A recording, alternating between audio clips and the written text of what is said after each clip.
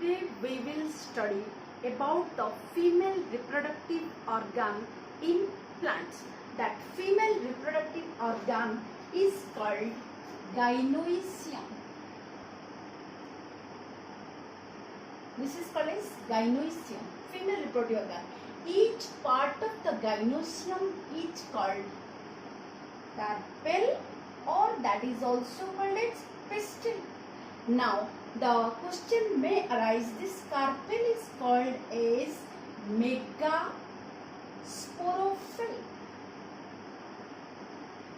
Megasporophil. In case of male, always the term micro, but in case of female, always the term is mega is used. Now come to the, if the carpel, the unit of gynoecium is called carpel. If the carpels are free, then it is called as the term apocarpus.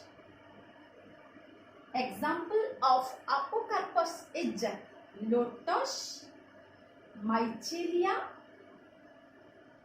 and if all the carpels are fused together, then it is called as syncarpus.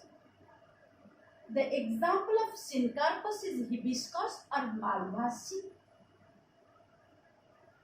malvaceae or hibiscus. Now we will come to the structure of this carpel. Now carpel has three parts. One is stigma, another one is style, and another one is ovary. Now this is stigma. This is style. This is ovary. Ovary is based on thalamus. Ovary is based on thalamus. Now, what is the function of this stigma? Stigma gives a landing platform to the pollen grain. Pollen grain will fall on the stigma. So, question is, stigma is the landing platform. Landing platform of pollen grain. Okay. Now come to the style.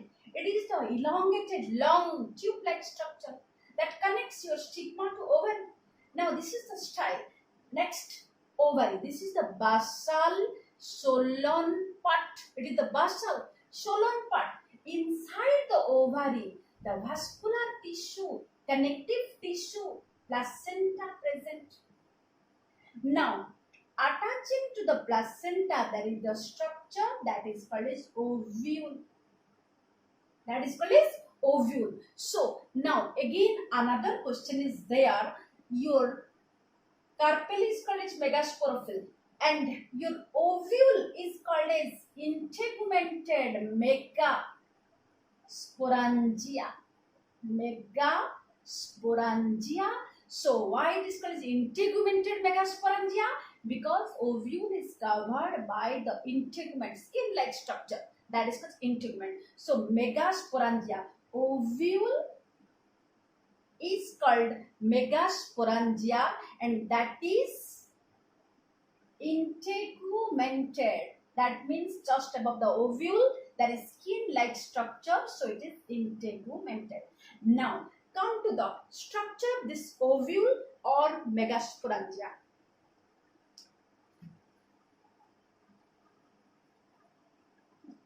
Ovule, structure of ovule. Okay, structure of ovule. In the ovule, there is to the placenta. Ovule is attached by a stalk-like structure. That stalk-like structure is called as funicle, funiculus, funicle, anything you can call. Now, to the funicle, the body of the ovule is attached.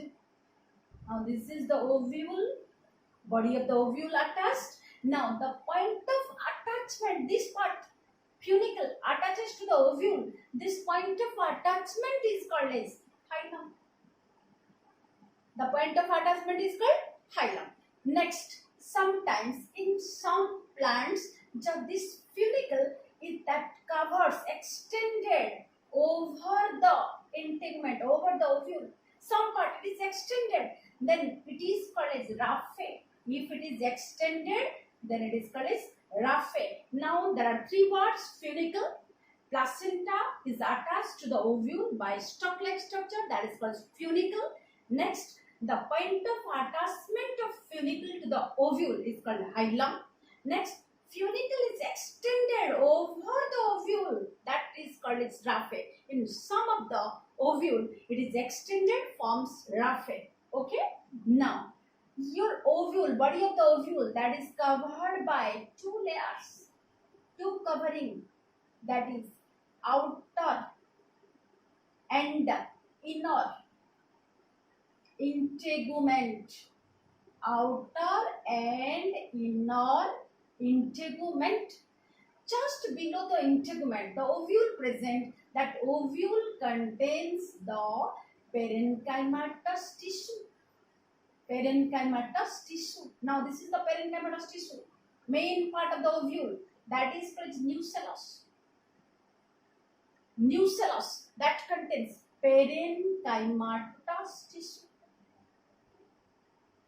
Parenchymatous tissue that stores food. That stores food. Okay, nucellus. And after the nucellus, here there is embryo sac. We will study embryo sac later on. Okay. Now just look. There are some other terms. If the nucellus, after the development of embryo sac extract food from the nucellus. If the nucellus persists for some period, then it is called perisperm.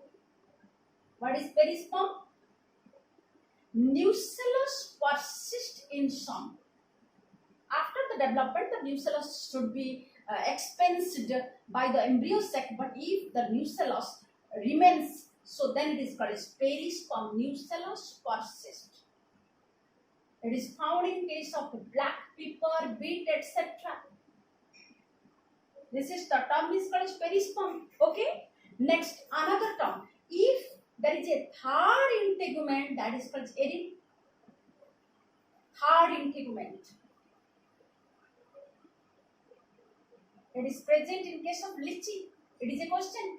It is present in case of lychee. Next, if the integument, now here there is a opening. Here there is a opening. This opening of the ovule is called as micropyle. Opening of the ovule is called micropyle.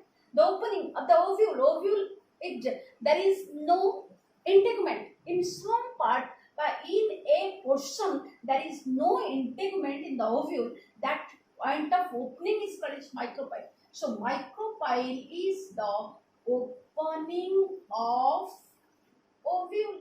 Okay, micropyle. Just reverse to the micropyle. This end is called as chalaja. So what is chalaja? Chalaja is just opposite to the micropyle. That is chalaja. Micropyle is the pore or opening to the ovule, and chalaja is just opposite to the micropyle. Okay. Now this is micropyle. This is chalaja. Okay. Now sometimes this integument covers the micropyle. Sometimes the integument covers the micropyle, forming another structure that is called caruncle. That is called caruncle, which is found in case of castor. So now again repeat it. Okay. There is three terms. One is perisperm. Nucellus persists. That is perisperm, found in case of black pepper, and also it is found in case of black pepper and also beets, ginger, turmeric, etc. Okay. Third integument is called as eril. It is found in case of lychee. Caruncle. What is caruncle? Sometimes integument extended over the micropyle. Integument extended over the micropyle. That is called caruncle. Found in case of castor. Found in case of castor. Okay. Now this part is called as caruncle. Found in case of castor. Perisperm is found here, and if there is two integument, I have drawn two integument. If there is third integument, that is called as eril. That is found in case of lychee. That is the edible part of lychee. That means that part we eat in lychee. Okay. Now the opening is called as micropyle, and opposite to the opening micropyle, the another end is called as chalaja and chalaja. and the main ovule contains the parenchymatous tissue, that is called as nucleus. Okay. Now the structure of the ovule is finished. Now we will go to types of ovule. Okay. Types of ovule.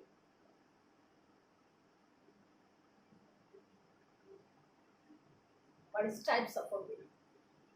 In CHSC board, the types of ovule will be written in a very precise way, very less. But in entrance purposes, you can read these types of ovule elaborately. But for CHSC long question, it will be written very less. Types of ovule. First one, orthotropous type of ovule. It means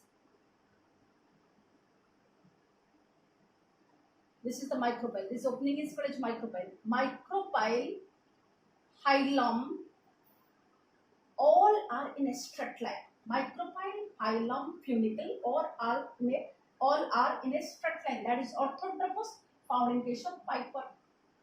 Okay, orthotropous. That is straight type. Straight type. Okay, orthotropous. Second one is anatropous type of ovule.